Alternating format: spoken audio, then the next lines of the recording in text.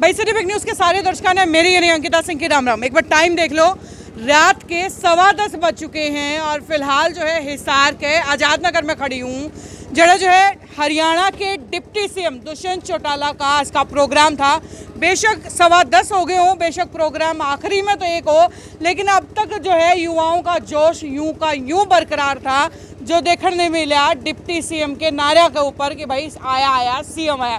खैर भाई, अब ये युवा हैं और ख़ासतौर से रवि से मिलवाना चाहूँगी, जिन्होंने ये पूरा प्रोग्राम जो है ऑर्गेनाइज करा, अपनी तरफ से जो है हरियाणा के डिप्टी सीएम तक बुलाया। तो रवि, सबसे पहले तो स्वागत है सिटी बिग न्यूज़। स्वागत, थैंक यू मैम। आपके भी सभी दर्शकों को बहुत बहुत धन्यवाद, जो आप हमेशा आवाज़ उठाते हो उसके लिए भी और आपको देखने के लिए। पहला सवाल, युवा हो, हरियाणा बेरोजगारी में नंबर 1 है, फिर भी सरकार की नीतियों में विश्वास बचा है?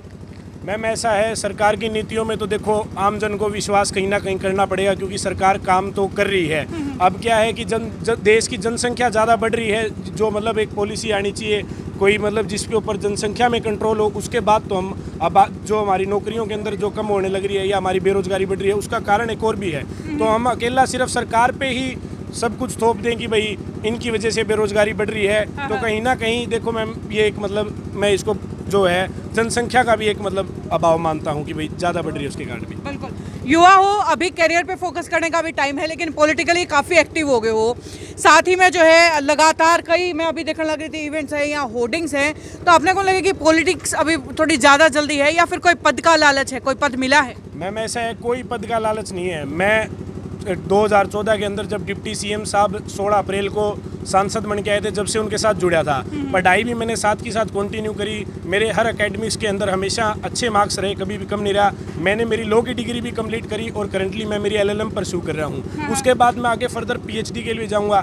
मैम हर चीज़ के लिए एक टाइम होता है, आप एकदम से किसी चीज़ में अपना बिल्कुल ऐसे ब्लाइंड की तरह जाओ तो कुछ कह नहीं सकते, लेकिन टाइम मैनेजमेंट के साथ आप कोई भी गोल अचीव कर सकते हो। बेशक आप पढ़ाई के साथ स्पोर्ट्स भी कर सकते हो, आप पॉलिटिक्स भी कर सकते हो, उसमें कोई भी मतलब मैं नहीं मानता कि भाई कोई डिफिकल्टी है। सो भाई, ये थे रवि कड़वासा। खैर, दुष्यंत चौटाला जी ने भी जो है अपने मन की बात जो है हिसार तक लेके खास तौर पर जो है कही है। चलो वो बयान जो है दुष्यंत चौटाला के सामने सुनवा दो। आपका नड़वाड़ के शहर में पहुंचने पर बहुत बहुत स्वागत करता हूं और स्वागत करता हूं साथ में आए पार्टी के सारे सीनियर साथी, सम्मानित सारा मंच, क्योंकि मैं माइक पे नया हूँ, ज़्यादा माइक का एक्सपीरियंस मेरे को है नहीं, किसी का नाम भूल जाऊँ तो गलती हो जाती है, इसलिए मैंने सम्मानित मंच कह दिया। यहाँ पर आए सारे मेरे भाई, सारे मेरे साथी।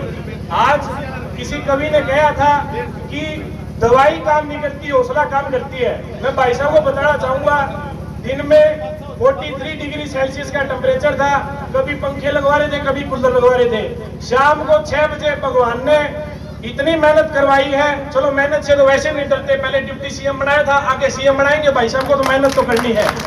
भाई साहब, ये सारे भाई, ये सारे साथी, जिन को न्योता दिया पार्टी के साथियों, सभी साथियों ने तन मन धन से, पूरे नड़वा की टीम ने मेरी मेहनत करी है, मेरा साथ दिया है। और भाई साहब, मैं आपसे भी यही गुजारिश करूंगा, इतनी मजबूत जो नड़वा की टीम है, जिसके अंदर सारे मजबूत साथी हैं जो निरंतर पार्टी को मजबूती दे रहे हैं, भाई साहब आप या आप अपने परिवार से किसी भी साथी को इस सड़के में भेज देना। जितना तन मन धन पिछली बार 21,500 वोटों के लिए प्रत्याशी जी के लिए लगाया था, जितना तन मन धन आपके लिए भाई साहब 24,000 वोट एमपी इलेक्शन में आपको दिलवाने के लिए लगाया था। मैं 10 साल से बूथ एजेंट बन रहा हूँ, 67, 68, 70 बूथ पे। भाई साहब अपनी जिम्मेदारी डबल करके आपके परिवार के किसी भी साथी को या जिस भी साथी को आप भेजोगे तन मन धन से उसको जिताने का प्रयास करेंगे। और भाई साहब 3.5 साल बाद ये नड़वड़ के शहरी के साथ मेरी मीटिंग है। आपसे गुजारिश करूंगा, ये आपके चाहने वाले सारे हैं, इनको हर समय जो भी आपको समय लगे एक बार जरूर संभालते रहा करो। यही आपसे सिर्फ रिक्वेस्ट करूंगा और यही आपसे भाई साहब निमंत्रण करूंगा कि ऐसे ही आप सभी हमें युवा साथियों को ऐसे ही आप प्रतोषण करते रहे। भाई साहब बहुत बहुत धन्यवाद भाई साहब आपका।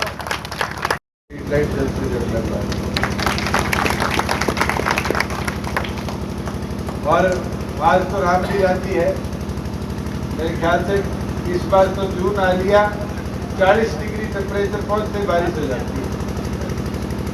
अगर इतिहास में हुई है कोई प्रधान जी और बता दे तो पता नहीं इसके टाइम पे। मास्टर जी कभी इतनी जून में ठंड देखी है?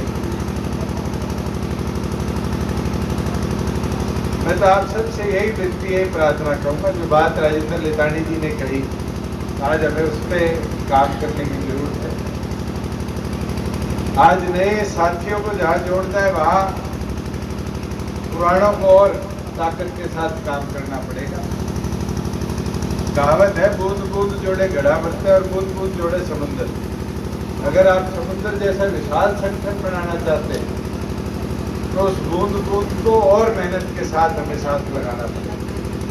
जहाँ काम की बात है, 3.5 साल में कोरोना किसान आंदोलन के बावजूद भी प्रदेश के अंदर हमने ऐसे ऐसे काम कर दिखाए हैं जो प्रदेश के प्रगति को एक नई ऊंचाई पर ले गए। आज 34,000 करोड़ का निवेश हरियाणा प्रदेश में आया और 34,000 करोड़ में मारुति ऐसी कंपनी जो हरियाणा छोड़ के कांग्रेस के राज में वापस भाग गई थी, आज उसको हम वापस हरियाणा की धरा पर लेकर आए। बुजुर्गों युवा साथियों, हिसार का एयरपोर्ट का जो मेरा सपना था, आज रनवे वगैरह कंप्लीट हो गया, टर्मिनल की भी ड्राइंग फाइनल होगी और मैं मानता हूं कि नवंबर एंड तक, अक्टूबर एंड तक, नवंबर के शुरुआत में ही हम हिसार के एयरपोर्ट को शुरू कर पाएंगे और टर्मिनल का भी जो काम वो इस साल में ही हम आगे करेंगे कि टर्मिनल भी बनकर जल्दी से जल्दी ज़्यादा फ्लाइट्स यहाँ से उठ पाए, उसको केटर करने को तैयार हो। जहाँ एलिवेटेड की बात, आज मुझे लगता है हिसार में एलिवेटेड जो रोड बनेगी वो सारे शहर को एक नई लाइफलाइन देने का काम करेगी। और ये तो टेक्निकली फिजिबल नहीं था आप वाला, ये तो हम तो एक कैबरी रोड बनाया कि बीच में इसमें रेलवे लाइन पे बनाया, 7 रोड बन रहा है, नगर बन रहा है। मेरे ख्याल से एक ही रेल ट्रैक बचा है, ये आपके साउथ बाईपास पे जब चलते हो घोड़ा फार्म वाला, और तो कहीं रेलवे फाटक तो छोटा ही नहीं, अंडरपास या ओवरब्रिज के माध्यम से। और मैं इसकी भी फिजिबिलिटी बना के बैठा हूँ और जल्द अब इसको भी मंजूरी देगी कि आजाद नगर को भी सेक्रेट तक सीधे फ्लाईओवर के माध्यम से जोड़ पाए। जो एक कंजेशन यहाँ चौक में रहता है, एक्सीडेंट भी कई हो चुके हैं पिछले दिनों, इससे भी लोगों को निजात मिल जाए, आप लोगों का सफर और बेहतर हो जाए। एक बात, पिछली बार मेरे को मिल के भी गए थे आजाद नगर के कई वासी वो आपके अस्पताल वाली, और उस अस्पताल के लिए मेरी सुबह गौतम सरदाना मिल गए थे एक प्रोग्राम में। मैंने कहा था कि जल्दी जमीन उसकी एक करके दो, तो उनने विश्वास तो दिलाया है कि जल्दी जमीन दे देंगे। जैसे जमीन आ जाएगी अब इसका भी निर्माण कार्य आजाद नगर के हॉस्पिटल की मांग का भी पूरा करने। और भी कई छोटी छोटी चीजें निरंतर मेरे पास आती रही है, समय अनुसार उनको निपटाया है। और मैं तो चाहूँगा आगे भी कोई चीज़ ऐसी हो जो आजाद नगर के विकास के लिए आपको लगता है जरूरी है हमें आगे लेनी है, तो मेरे तक पहुँचाने का काम करो। तुरंत उसको भी जितनी जल्दी हो पाएगा, पॉलिसी के अधीन हो पाएगा, जल्द से जल्द पूरा कराने का काम करेंगे। मैं तो रवि का, सारी हमारी युवा टीम का आभार प्रकट करता हूँ कि आपने आने पर जो मान सम्मान दिया उसके लिए बहुत बहुत।